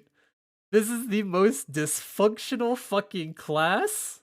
This is the most dysfunctional fucking class. Like, on a list of resistance classes I was anticipating to see their revamp, Wild Hunter was at the top of the list. The toggle they gave to Wild Aeroblast so that Wild Hunter could mob for, you know, normal people who don't have a 100k stat is laughably pathetic. It is the worst feeling mobbing skill in the game. How the fuck did it make it through playtesting? Did anyone use this thing? It's garbage. It feels like absolute shit. So no matter how weak you are still stuck with using Wild Aeroblast, because your alternative is fucking worthless. Not to mention, for bossing, it's weird. Wild Hunter is a burst class in a DPS class's body. It is a hurricane class through and through, but they've slapped on enough burst abilities so that all of its damage is in the burst. Off burst, Wild Hunter is like a step below Wet Noodle. Not to mention the amount of complexity in this class compared to everything else on the board for Bowman. You're required to do so much more on Wild Hunter and just accept the fact that you're going to get so much less out of it, and that's absolutely disrespectful, dude. The fact that Pathfinder can just hold down Burst and Deluge and do so much more than Wild Hunter with the same amount of funding for mobbing it's super dumb. And then for bossing, its burst is good. It does have okay burst, especially for a hurricane class. It's probably up there with Jett, where it's like a hurricane class that actually has burst, but it ain't enough. It really isn't. The Jaguars still have really goofy AI to them. Being able to call them to you so you can actually control the kitties, wrangle the cats together is a very nice quality of life change. But it isn't enough. Wild Hunter absolutely needed the revamp that it was sorely taken from it, that it sorely had taken from it. It's in a bad spot. I don't think I could ever recommend Wild Hunter to pretty much anybody. And that's sad. Like, I hate that there are classes in the game where I just cannot recommend them. Wild Hunter is definitely one of them. But yeah, it is D tier, but it has to go down here with Kinesis in the major buffs and rework category. We could probably bring Battle Mage down here too. Can probably bring Battle Mage down there too. C and D are kind of just there to send the message. But let's go to a Hurricane class the Nexon actually didn't fuck over. Bowmaster! Dude, Bowmaster is probably one of the most pleasant surprises I've had for getting every class to 250. The Destiny revamps for Bowmaster pretty much negated all of my fears for this class. There's only one problem, and that's Arrow Platter. Beyond Arrow Platter, this class is fantastic. Its mobbing is good, it's very consistent.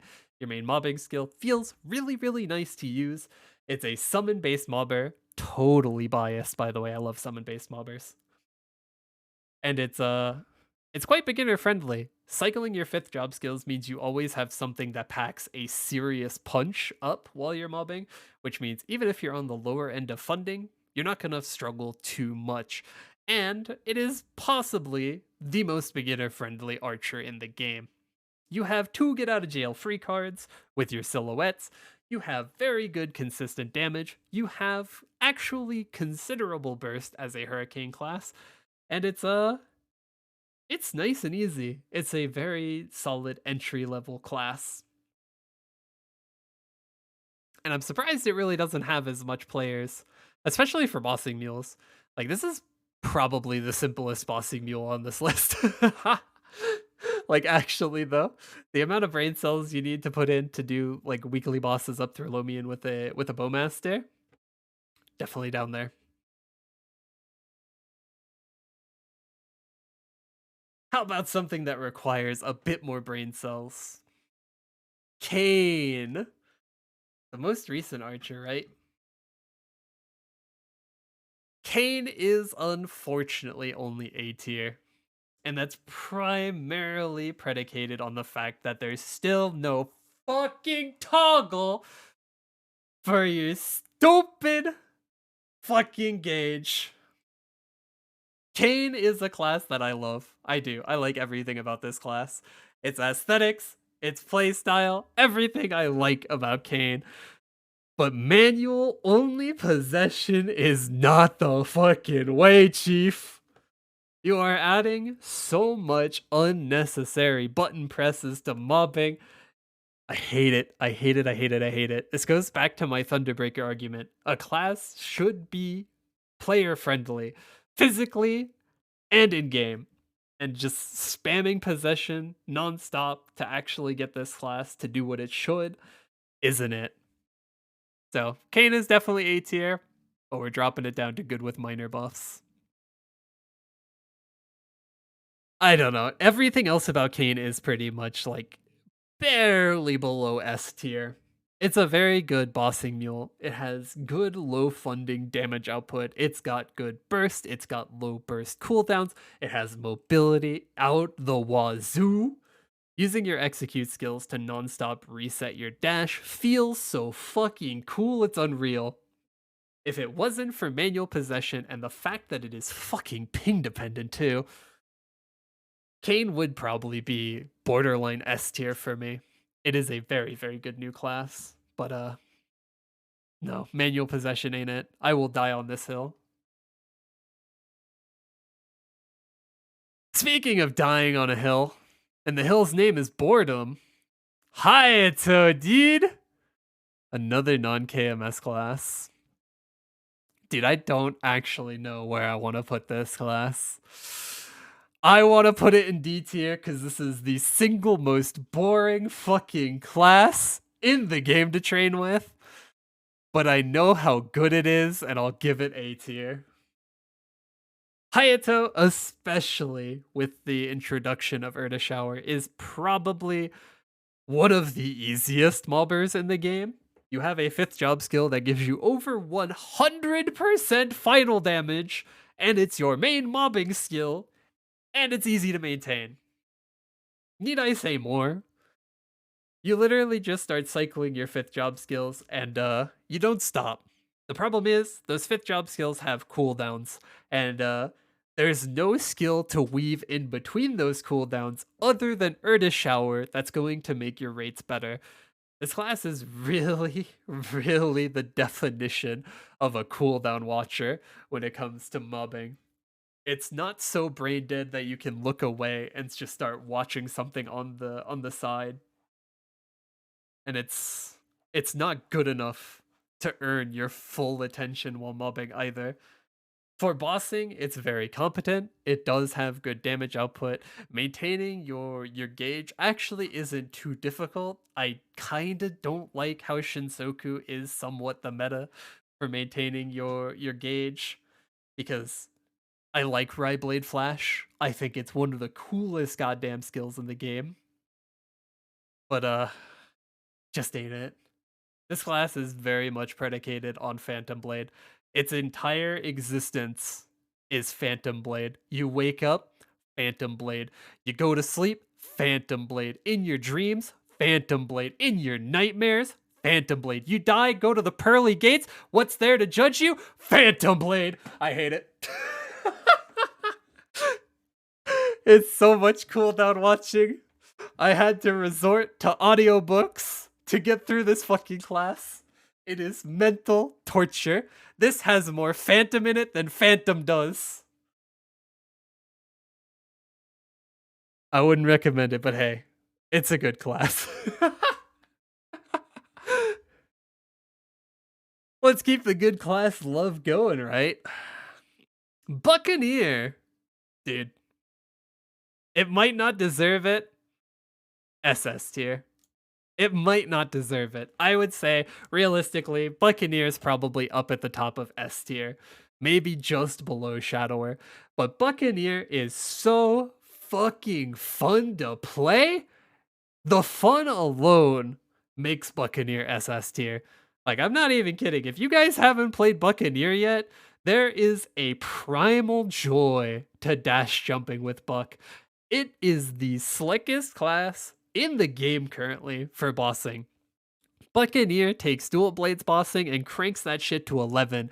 It's mobile, it's fluid, it's strong, good off burst, good burst, fantastic animations, and it's a good mobber to boot. There's only one problem with this class, and it's too fucking fast for its own good. Even with vac pets, you have to slow yourself down to actually loot the map, which is a problem because Buccaneer is so goddamn fast. Even on Frenzied Spawn, you're going to big maps.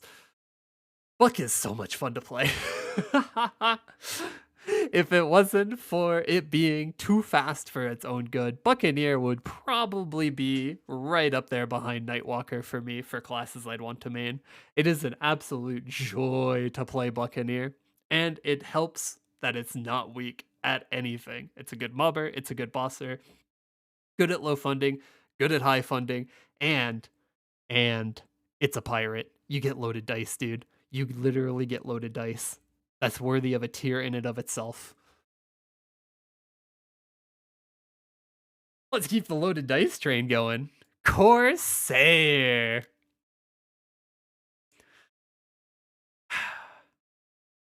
I might get some flack for this. Corsair's SS tier. Actually, SS tier. A lot of you are probably thinking, how the heck do I rank Corsair ahead of Shadower? And it is just one very, very simple answer. It's a summon-based mobber.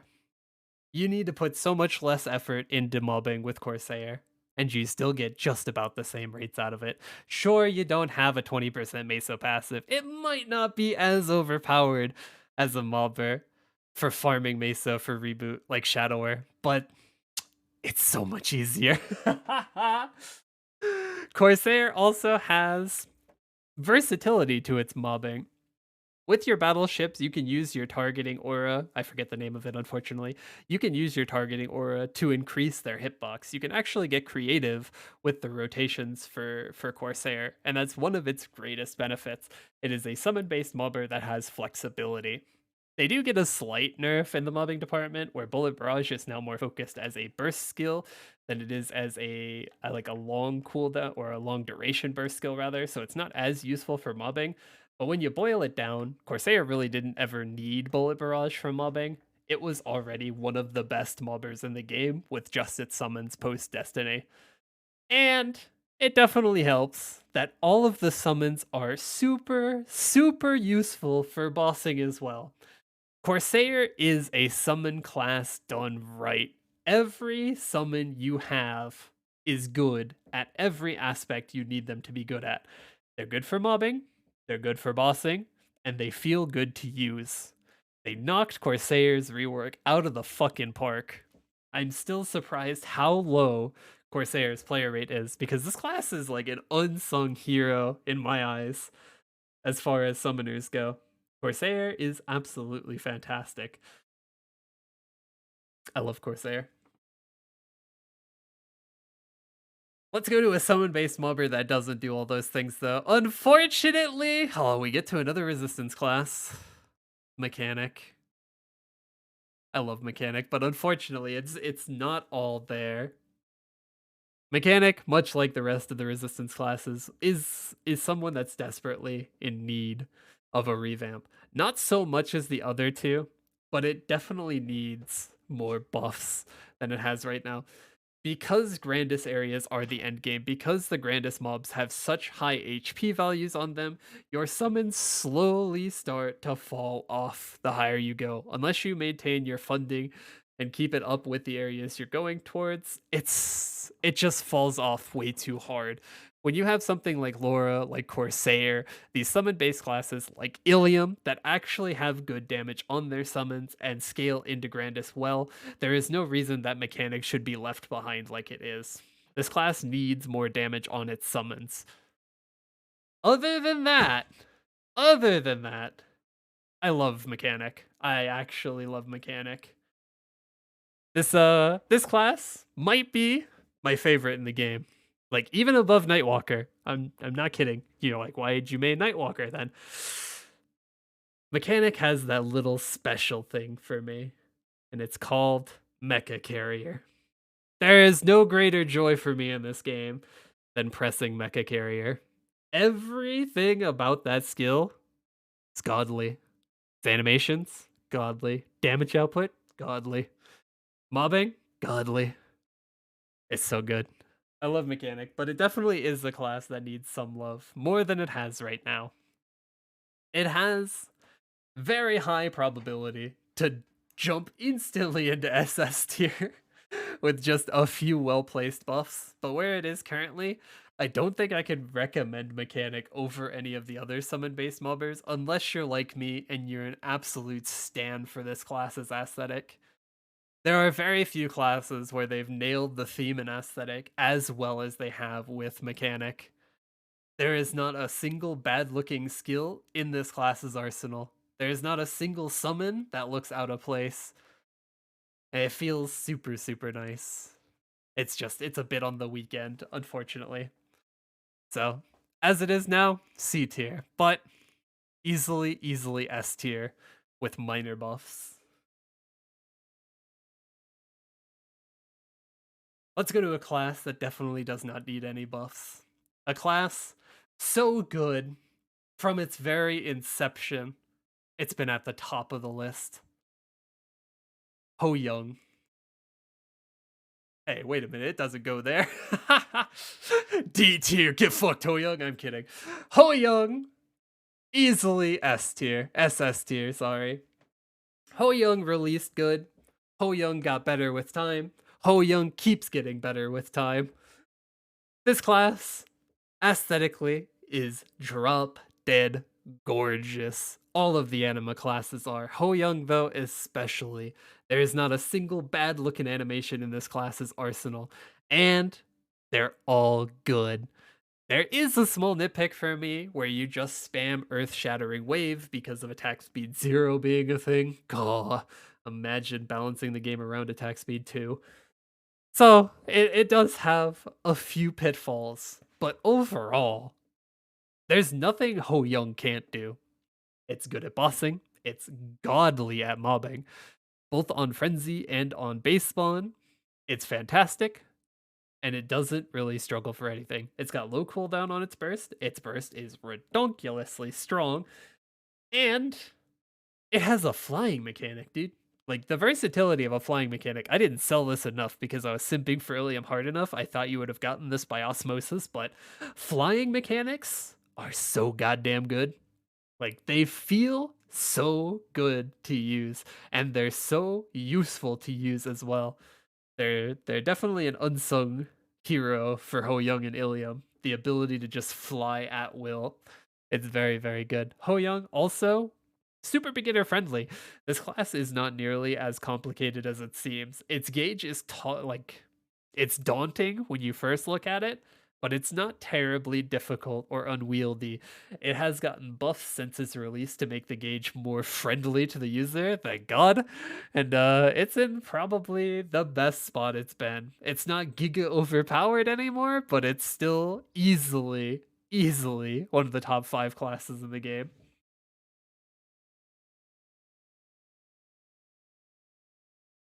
Now let's go to another class I love. Fire Poison Mage. I did not expect to like Fire Poison Mage as much as I ended up liking it with its very convoluted bossing based kit. But it has gotten all of the love it needed in the mobbing department with its Destiny revamp that I can fairly confidently put it in S tier. It's not so overpowered that it's up there ready to dethrone Bishop, but it is still very good at everything that it does. Like, it should be stronger than Bishop. It very well should be stronger than Bishop. Fire Poison has and should have always been the bossing form for the Explorer mages. The fact that Bishop is quite a bit higher right now is kind of paradoxical, but Fire Poison feels right. Like, the flow this class has with its bossing skills is unparalleled. Even with a weak cooldown hat, this class has some of the best bossing flow for a mage in the game. Everything feels right. There's not a single skill that feels out of place. They're all useful and they all work well together. And with the addition of Creeping Toxin and Urda Shower, its mobbing is significantly better than it was pre-Destiny as well. The maps that Fire Poison can full clear are astounding, especially as somebody who trained it to 250 without the Destiny revamp. I wish I waited. Like, honest to God, double the kill rate from what I was getting to 250 is the average. Fire Poison Mage is not a bad mobber anymore. This is one of the better mobbers in the game, due in large part to the fact that your mobbing skills are your bossing burst skills.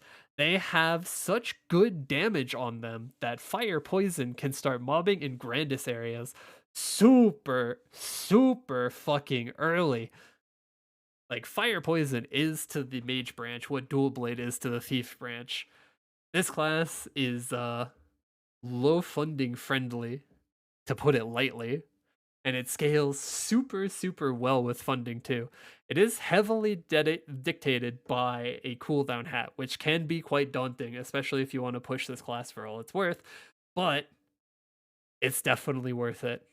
100% it's worth it. Let's finish off the Explorer Mages, shall we? Ice Lightning Mage. Unfortunately, the loser of the Explorer Mages for Destiny. Ice Lightning Mage is by no stretch of the word bad. This class is very good at what it does, but what it does has been overshadowed by the other 2 Explorer Mages. It used to be the best mobbing Explorer Mage, and at the time, it very much so was. Ice Lightning was the mobber, Fire Poison, the bosser, Bishop, the support. Now, unfortunately, because it was such a good mobber originally, Ice Lightning didn't get any of the love and attention that Fire Poison and Bishop did in the Destiny revamps. It kind of retained a lot of what it had prior to the revamps. It didn't gain nearly as much. Everyone is good at mobbing now. So what is Ice Lightning's selling point here? It's good at bossing. Like, it's no slouch at bossing, but it is fairly limited compared to the contemporaries. It doesn't have nearly as much fluidity or low cooldown burst as Fire Poison Mage. It doesn't have nearly as much party support as Bishop does, and it's right around the same damage output. It's not a bad class, but compared to everything around it, it just isn't better. I still love Ice Lightning Mage. It has a fantastic theme, and it is a very fun class to play.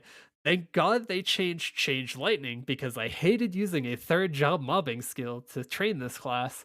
It feels really nice that Chain Lightning is their primary mobbing skill now, but that's the most notable change they got with Destiny. Other than that, there wasn't really that much that Ice Lightning got. It was good going into Destiny, and it's good coming out of Destiny, but everything else around it just got better.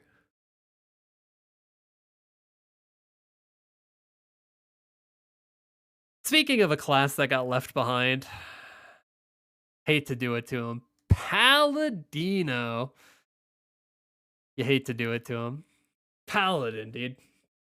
Easily C tier. Pally is definitely the definition of a mid class. It does everything to the bare minimum requirement. It mobs, does do that. It bosses, it does do that. It's tanky as fuck, yeah, it does do that. It checks off all the boxes. It even has a little bit of support, but it doesn't do any of them very well. It's a it's a shame, really. Like, Mjolnir, super inconsistent. Like, one of the most inconsistent thrown abilities in the game. It'll either full clear the map or it'll hit one monster and then just come back to you. I hate it. For bossing, it doesn't do nearly enough damage to warrant its downtime.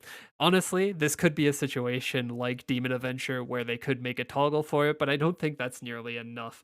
As well, the difference between your main mobbing skill and your hammers is so significant that when you have Heaven's Hammers up, or your Blessed Hammers rather, your 5th job skill, you pretty much stop using your main mobbing skill outside of Grandis areas where you actually need the extra damage. It's not good. It's very tanky. But in comparison to every other class in the game, it's so far behind the others. It's possibly more beginner friendly than Dark Knight, but because it's so restricted, I don't know. Like, for party play, it is significant. For party play, it brings more to the table than Hero or Dark Knight. It does. For party play, it's great. But for party play, if all you're bringing to the table is buffs, why wouldn't you just pick Bishop? Has the same gameplay loop, has better mobbing, has better solo bossing damage, is just as survivable, and it brings more to the table as a support. I don't know. This class needs like major buffs, almost borderline a rework, but since Destiny was so recent, I don't think it'll get them.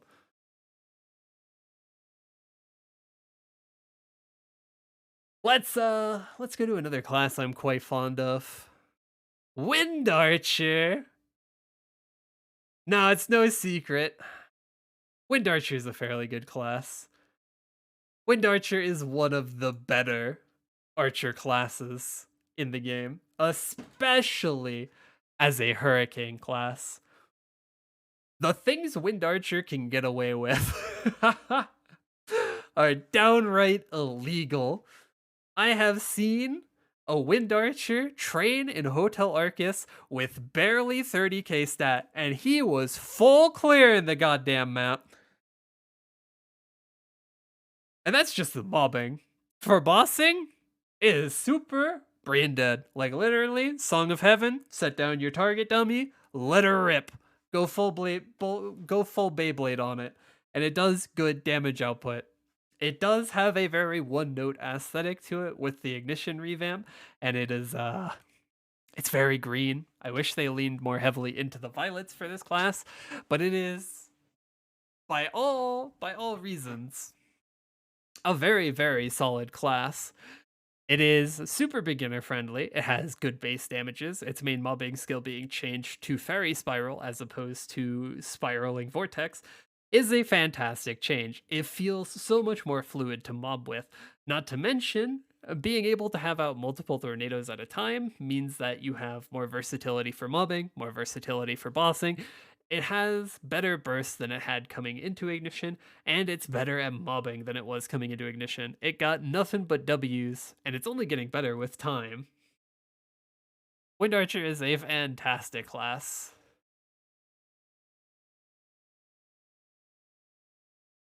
Let's go with another spicy one, shall we? Xenon. The class with the most classes. Xenon. I hate to do it to him. Xenon is how do we put this? It's a very fun class. It is a very flexible class. Like I said back all the way back when I trained Xenon, Xenon can mob pretty much everywhere.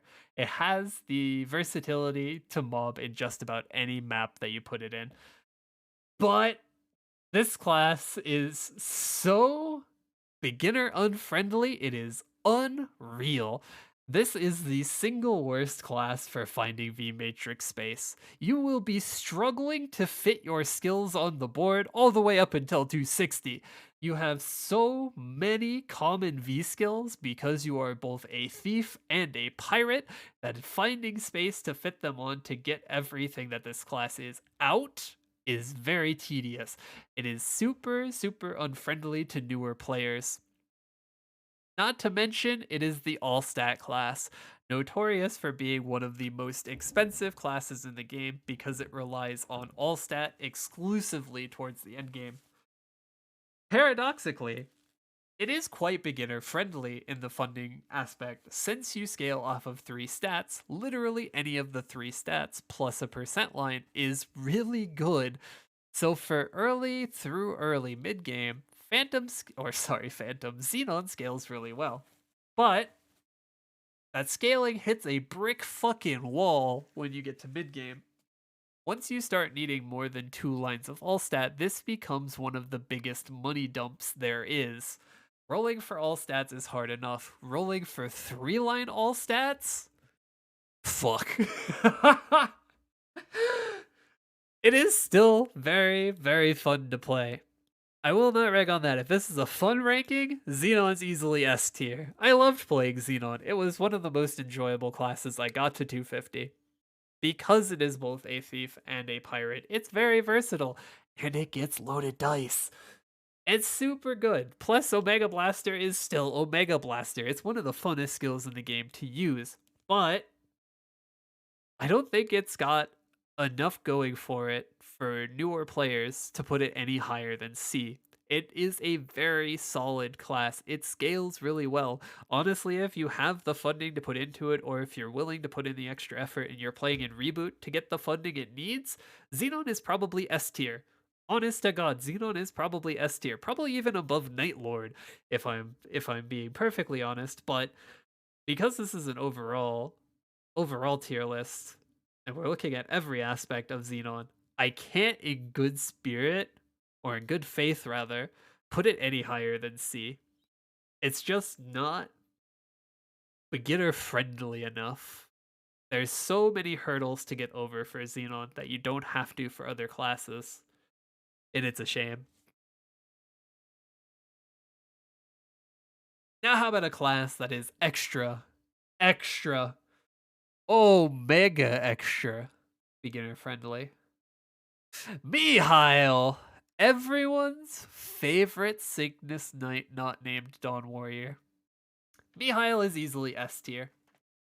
Mihile got one of the best revamps in the Ignition update. This class went from being a very subpar mobber with like glimpses of greatness to being one of the better mobbers in the warrior branch, having both Erda Shower and replaceable shield as mobbing skills, alongside having a much more fluid kit in your 5th job skills and your revamped 4th through 1st job skills. Mihile plays smooth as butter. And it's still Mihile, dude. You have Royal Guard, a low cooldown iframe, if you're good enough at timing Royal Guard, it is not unexpected to be almost fully invulnerable for 80% of most bosses. Just like Dark Knight, you're going to time out of bosses before you die out of bosses on Mihile. All you have to do is press Royal Guard, and all threat vanishes.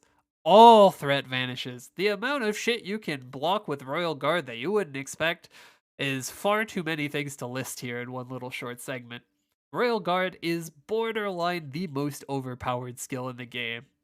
At least as far as defensive skills go, there really isn't anything that holds a candle to Royal Guard. And alongside being so giga broken for defense, it's also very good for offense. It is one of your core mobbing skills. Mihile is super strong right now. It is in a very good spot. It is unbelievably beginner friendly. It does not require very much funding. It doesn't have the greatest damage output, but it doesn't need the greatest damage output because just playing Mihile is enough. It is very fun. Both pre and post revamp, I've been standing Mihile. This class deserved so much more love than it got before the revamp. And honestly, I'm glad it's in the spot it's in right now after Ignition. Mihile deserves to be this high on the board. It deserves it. We're getting down to the nitty gritty here, dude. We've got 5 classes left. So let's go with the class. Who's this guy? What's this shit? What's this say here? Shade? Shanae? It's Unwall. Shade, who? Mod check. Where to put Shade? Where to put Shade? I want to throw it in S, but I'll throw it in the top of A. Shade is, to put it blunt, beginner friendly in all aspects. This is very close to being a one button warrior. There is really not much that Shade can't do with just the press of a button. You're bossing, one button. You're mobbing, one button, multiple times, but one button. And it also has a lot of good mobility alongside with Foxtrot, with backstep, with an up jump, with your decent flash jump. Shade is a very fluid class. Paradoxically, for me at least, Shade played better with higher attack speed, or I guess lower would probably be the way to say it. I was playing Shade on attack speed 3, and that made Bomb Punch feel like one of the smoothest mobbing skills in the game. For me, once you push attack speed 2 or attack speed 0 on Shade, it starts feeling worse. The only thing keeping Shade out of S tier is Foxtrot. Actually, though, it's Foxtrot. Foxtrot is unreliable to a T. It is unacceptably bad. If Foxtrot had any amount of user control, if I could press an arrow key and then Foxtrot and get it to go where I need it to, Shade's flow with mobbing would be so much better in larger maps. As it is now, you're pretty much reliant on rope lift or your up jump in smaller maps to get around because you just cannot trust Foxtrot to do fucking anything right. But as far as mobbing goes, it's very good. If you get multiple triggers of your big AoE with of your Spirit Frenzy with your 5th job skill, you're pretty much full clearing the map for quite a long time. Shade's base damages are also quite a bit better than they might seem when you're training him to 200. With low funding, Bomb Punch might be one of the worst feeling skills in the game, but believe me when I say it scales so incredibly well that by the time you're 210, you'll have forgotten how bad it was getting this character to 200 for a Legion character. Shade is very strong. And it's incredibly simple. It's the class with the least amount of buffs in the game, and it's about as straightforward as you can get without becoming Pathfinder. Now let's pull some movie magic here. It's a class that unfortunately wasn't on this tier list. So I'll have to go grab it here by myself. It's Lara. Nah, dude, who knows where this is going? Who knows? Who knows where Lara could possibly go? Yeah, she's SS tier. No doubt in my mind. This class has gotten so much love out of its revamp. Or not its revamp, out of its buffs since its release. Lara is so goddamn good. She is the single best mobber in the game. To emphasize how good she is at mobbing, there is no map in the game with more mobs than Lara can clear per second on frenzied spawn. She is so unbelievably stacked at mobbing. She is better than the best this game has to offer for mobs. The only limitations are her hitboxes, which aren't really a limitation. Lara's hitboxes are ginormous. Lara's mobbing skills are super, super reliable. Almost 80% of the complaints I had for this class when she first released in the training guide have been fixed. Almost all of them. She also now actually brings something to the table when it comes to bossing. She's no longer just the biggest wet noodle there is. Lara has damage, and she's the best mobber in the game. Not to mention, she's a very, very beautiful class. Like, the anima classes have been knocked so far out of the park that it's unreal. And Lara is no exception. Fastest 250 I've ever done, and for very, very good fucking reason. I don't think we will ever see a class that mobs better than Lara does. Actually, though, I don't think we'll ever see a class that mobs better than Lara. And let's go to a class that's also very good at mobbing. Luminous. SS? No. No. Yeah. Unfortunate. Luminous is sitting right around the upper echelons for A tier. Mostly because it feels clunky. It does. Its mobbing is very good. The buffs that Reflection got are, to say the least, a bit absurd. The bounce range on Reflection is pretty much from here to the next county over to the next state over. Oh shit, it's hitting China now, and it's coming back. I don't know what they were thinking when they buffed the bounce range so unbelievably high on Reflection. You can literally bounce this thing around the biggest maps in the game, and it'll still find a way to hit every single mob count it can. But it's not just Reflection anymore.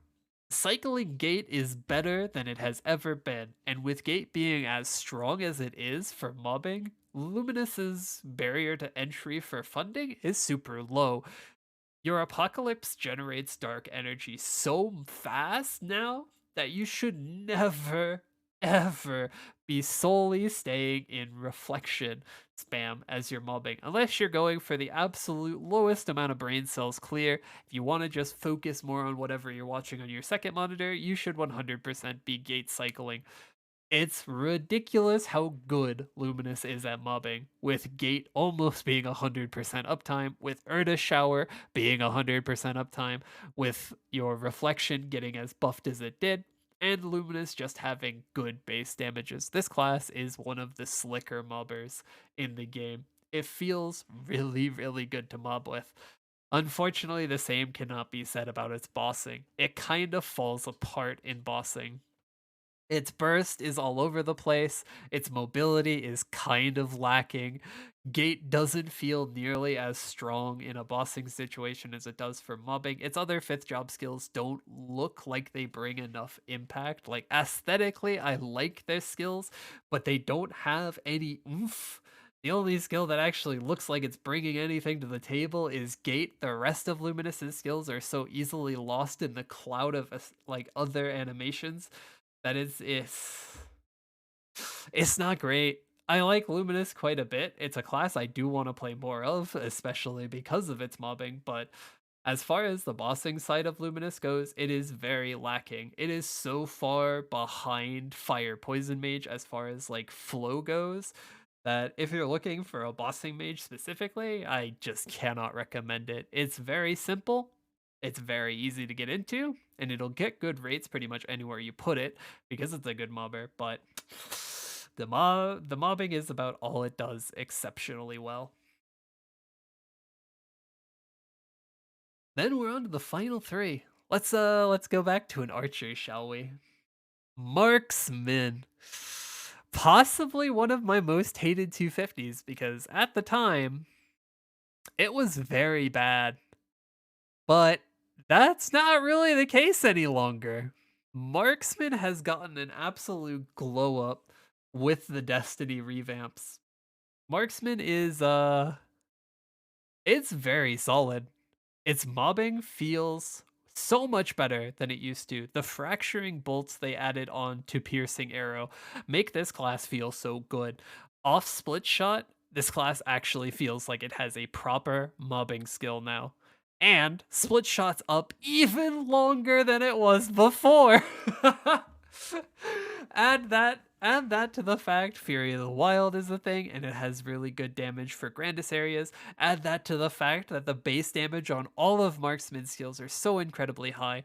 Marksman is pretty much the archer that is going to get into Grandis areas, right on par with Wind Archer. These are the top two for like low funding friendly for the archer branch. And its bossing is pretty stacked as well. It has a very good burst. It might not be the best burst in the game, but it is very adequate, and it looks gorgeous while doing it. Marksman is a very simple class done simply, but they nailed it with the revamps. There's not a lot of complexity here, but it does everything it is intended to flawlessly. Marksman is so much better than when I trained it to 250. It's a shame. I wish I played Marksman as it is now, because it is honestly one of the better classes coming out of the Destiny revamp. It just doesn't quite bring enough to the table to place it any higher than A tier. It's very simple, and that's almost to its detriment. It doesn't pack as much of a punch as I feel it should for bossing, and its mobbing is still fairly linear. Although split shot is up more often and the base damages are good, it doesn't feel super engaging a lot of the time to mob with Marksman. But it is something I could easily recommend now, which I can't say I would have prior to the revamps. And on to Cannon Master. Monkey class itself. Cannon Master. Cannon Master is at the very ass end of S tier. I love Cannon Master. Complete bias, it is a summon based mobber and it is a damned good one. But it didn't get nearly as much love in the Destiny revamps as Corsair or Buccaneer. Cannoneer is to the pirates what Ice Lightning is to the mages. It was good going into Destiny, and unfortunately, it wasn't as good coming out of Destiny. It didn't get nearly the love or attention that the other two did, and it shows. This class is a joy to play. It has one major problem in that once you start flying around, you can't really stop yourself. I wish that they had a skill that could cancel momentum similar to wings for Corsair to make the movement feel as crisp as it should for a post Destiny class. In the mobbing department, Cannoneer is pretty much on par with Corsair. They're both going to hit the same highs as far as mobs per hour. They're pretty much identical when it comes to mobbing. They've both got really good summons, they both got really good main mobbing skills, they both have low cooldown skills that impact their mobbing, and they're very, very good with Urda Shower as well. For bossing, Cannon Master can feel kind of one note. You are just like waiting between your charges of Bullet Bill, but Cannon Master feels really, really good. I would place it higher, but since it didn't get nearly as much love as the other two, I don't really think it needs to be much higher. It is just barely an S tier. If it got more love with the Destiny revamps, I could easily have placed it up there with the other Explorer pirates at SS tier. But it is just a good pirate, just not one of the greats. And the last class. the breakout hit. Nodestone 2, Evan. A class that is getting quite a bit of buffs here in the future. So much so that I think it deserves the last slot in SS tier. Yeah, let me movie magic Laura over a bit. Evan is one of the more complex classes in the game. There is a lot going on with Evan. This is an engaging class through and through. For bossing, you are constantly playing a game of keep up. You are both maintaining your skills and Mer's skills constantly. You are constantly maintaining your return skills to keep everything rolling, to keep all your debuffs rolling, to keep maximum damage output. It is possibly one of the most active bossers in the game besides Cadena and Blaster. You have so much going on at every point in a boss fight that it is keyboard spaghetti at times. But by God, if they haven't made it easier to keep up with the keyboard spaghetti. It has gotten one of the most needed buffs to its proper bossing burst, in that you no longer are at the mercy of how fast you can charge up your burst. You are always guaranteed to get the maximum damage out of it so long as you can charge the skill up, and that feels so much better for Phantom or for Evan. It is unreal. Not to mention they are adding a keyed option for your placeable turret, your mana spiral, so you no longer need to constantly be smashing your face into the ground to get it out when you need it out. They have done so many good things towards making Evan significantly smoother than it has been. It's very, very solid. Not to mention, this is one of the most relaxing mobbers in the game. A lot of people won't believe me because I have trained Evan to 210 for a link skill. It sucked. Believe me when I say you just need to put a little bit of funding into Evan and it starts to feel so, so much better. Just with 2 combo skills alone, Evan can full clear almost every map with Frenzied Spawn and Urda Spectrum. You do not need to be using every single skill in Evan's arsenal for this class to actually be one of the better mobbers in the game. And because you only need to use 2 combo skills, and because the combo skills have good staying power, your APM on Evan is so, so low. The amount of kills per hour you can get out of this class for the amount of button presses per hour is honestly borderline criminal. Evan is an absolute treat to mob with. And I know a lot of you aren't going to believe me because this class does suck major dick getting to 210, especially when you're a newer player and you don't have the funding to put into it. But as far as classes that blossom with funding, you can't really get much better than Evan. This class will absolutely give out what you put into it and then some. It has very, very high skill ceiling to it because of the amount of combo skills and the amount of upkeep you need to do while bossing with it. It is a very busy class. If you're looking for something that's chill while bossing, something that doesn't have a lot of high tense situations for keeping your damage up, Evan ain't it. But if you're looking for a perfect split between equally lazy and equally high APM investment, Evan is pretty much the gold standard. Your mobbing cannot get simpler. It is super relaxing to do. It is very good as well, and its bossing is so beautiful when it's done well. You will absolutely get out of Evan what you put into it. I cannot recommend Evan enough. So, for a final overlook here on my tier list, let's drop the on-screen chat for a second. There might be some on here that you disagree with, and I'd love to hear your reasoning for disagreeing with it. But I think as far as comparing all classes evenly, as someone who's trained all of these classes to 250, as someone who has experience playing all of these classes extensively, I think this is a fairly good spot for them to be at right now, coming out of Ignition and leading into Savior. We'll have to see where Kali falls on here. From what we see, it seems like she's going to be up in that SS category, hint, hint. But for every other class, this is pretty much a solid tier list to go off of.